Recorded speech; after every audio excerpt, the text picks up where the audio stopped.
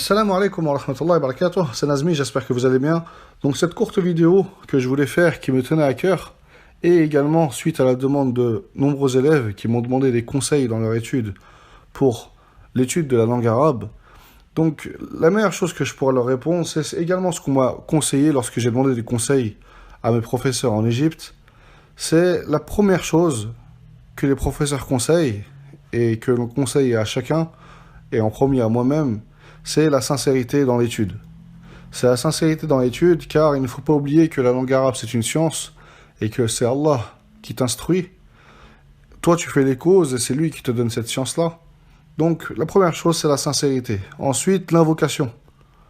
L'invocation, demande à Allah qui te facilite l'apprentissage de cette belle langue.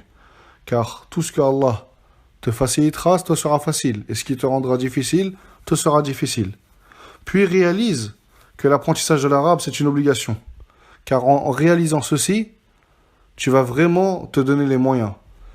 Ne pense pas que l'arabe, c'est juste quelque chose de surobligatoire, quelque chose en plus, et que tu peux te contenter de la traduction. Non. Réalise que l'apprentissage de la langue arabe, c'est une obligation. Car la différence entre celui qui a l'arabe et celui qui ne l'a pas, c'est comme la personne qui marche sans problème et celle qui a besoin de quelqu'un pour marcher. Laquelle des deux personnes voudrais-tu être ? Ensuite, étudie avec une méthode reconnue pour avoir des résultats. Ça te fera gagner énormément de temps. Puis, fixe-toi des objectifs et donne-toi à fond pour les atteindre. Ne mets pas la barre trop haute, mais fixe-toi des objectifs. Ça te motivera. Ensuite, sois constant. Et les premiers résultats viendront rapidement, Inch'Allah. Mets en pratique au maximum ce que tu apprends, que ce soit à l'écrit ou bien à l'oral. N'aie pas honte. Prépare-toi à avoir des moments de démotivation. C'est tout à fait normal. À ce moment-là, persévère et invoque Allah Azza wa Jal. Invoque Allah afin qu'il te raffermisse et reprends les études doucement. Et le meilleur moyen afin d'éviter la démotivation, c'est de réviser soit avec un frère, ou bien si tu es une sœur avec une sœur, ou bien avec quelqu'un de la famille, mais de ne pas être isolé. Ça, c'est le meilleur moyen pour éviter la démotivation. Après, il y a certaines personnes, alhamdulillah, qui sont capables d'étudier seuls, qui sont autonomes, qui sont autodidactes. Alhamdulillah, c'est un grand bienfait de la part d'Allah, et elles doivent remercier Allah pour ceci. Puis sois patient. Celui qui fait des efforts n'est pas comparable à celui qui n'en fait pas. Au bout d'un moment, tu y arriveras, Inch'Allah. Ne te surcharge pas. Étudie la charge que tu peux supporter. Et si tu peux écouter au moins 20 minutes d'arabe par jour afin d'habituer ton oreille, que ce soit au parler ou bien à la compréhension, c'est un bien. Ensuite, on m'a également beaucoup demandé comment améliorer son parler. La meilleure chose pour ceci, c'est le fait de mettre en pratique ce que tu apprends. Et si tu n'as personne avec qui parler, oublie pas que le mur est toujours là pour t'écouter. C'est un conseil qu'un de mes professeurs m'avait donné. Que si tu n'as personne avec qui parler, alors parle avec le mur.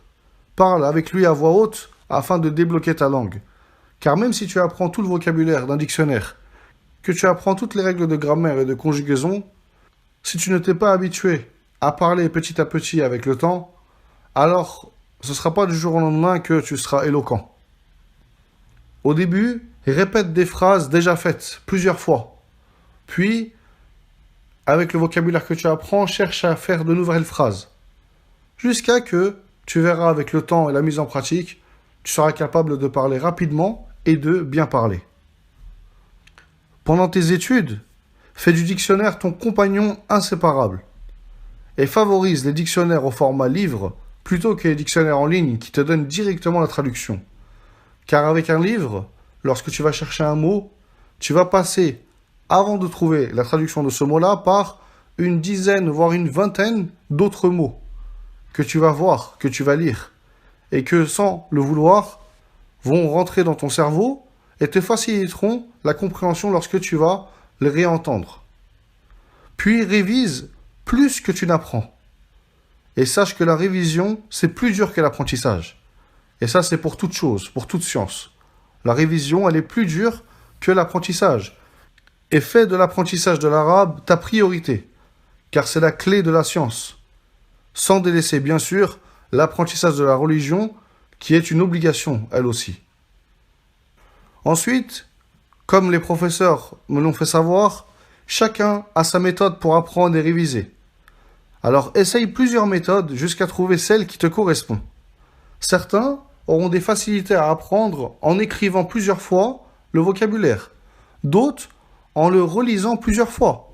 D'autres en l'écoutant plusieurs fois. Et d'autres en alliant plusieurs de ces techniques. Essaye et regarde laquelle te correspond le mieux.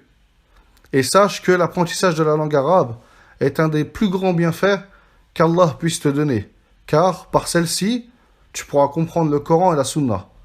Alors si aujourd'hui tu es en train d'étudier la langue arabe, remercie Allah pour ceci. Car beaucoup de gens sont insouciants dans l'apprentissage de cette langue et l'ont complètement délaissée pour l'apprentissage d'autres langues qui ne leur faciliteront pas et qui ne les aideront pas dans la compréhension du Coran et de la Sunna. Et réalise aussi que celui qui a été privé de l'apprentissage de la langue arabe, en réalité, il a été privé d'un grand bien. Sois triste pour lui et conseille-le. Et avoir l'arabe ne veut pas dire être sur le droit chemin. Ne te fais pas tromper. Apprendre l'arabe n'est pas une finalité, mais c'est un moyen de comprendre et d'apprendre sa religion sur les bonnes bases. Enfin, il se peut que tu vois certains étudiants finir des livres et finir des niveaux plus rapidement que toi. Ne les jalouse pas et sache que être rapide ne veut pas dire se précipiter. Chacun ses capacités et chacun son rythme. N'essaye pas d'imiter un tel qui a fini un niveau ou qui a fini un livre en tant de temps. Toi, avance à ton rythme et chacun a son rythme. Et sois fier de cette langue qui est la langue du Coran, qui est la langue de la Sunna, qui est la langue qu'Allah a choisie pour son dernier prophète. Sois fier de celle-ci et montre-le. Et sache que malgré sa richesse, c'est une des langues les plus faciles à apprendre. Personnellement, j'ai rencontré des personnes en Égypte qui étudiaient la langue française et qu'au bout de 5 ans d'études, n'arrivaient pas à faire une phrase correcte. Et s'étonnaient de voir des gens venant de France venir en Égypte et au bout d'1 an, parlaient correctement et faisaient des analyses grammaticales de textes. Donc malgré sa richesse, Allah Azza wa Jal, si tu es sincère, va te faciliter l'apprentissage de cette langue. Et surtout, rappelle-toi toujours que tout ce que tu apprends, c'est grâce à Allah. Alors, oublie pas de le remercier et sois reconnaissant envers lui. Donc je vais m'arrêter là, Inch'Allah, pour aujourd'hui.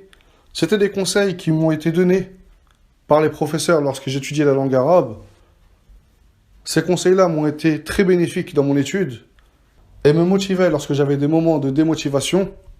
Donc c'est pour cela que cette vidéo me touche à cœur et que je voulais vraiment la faire afin de premièrement partager ce que j'ai pu recevoir comme conseil, puis deuxièmement pour répondre aux élèves qui m'ont demandé ces conseils-là, et enfin troisièmement afin d'être une cause de bien pour tous ceux qui écouteront cette vidéo et Inch'Allah trouveront la motivation d'apprendre la langue arabe par celle-ci.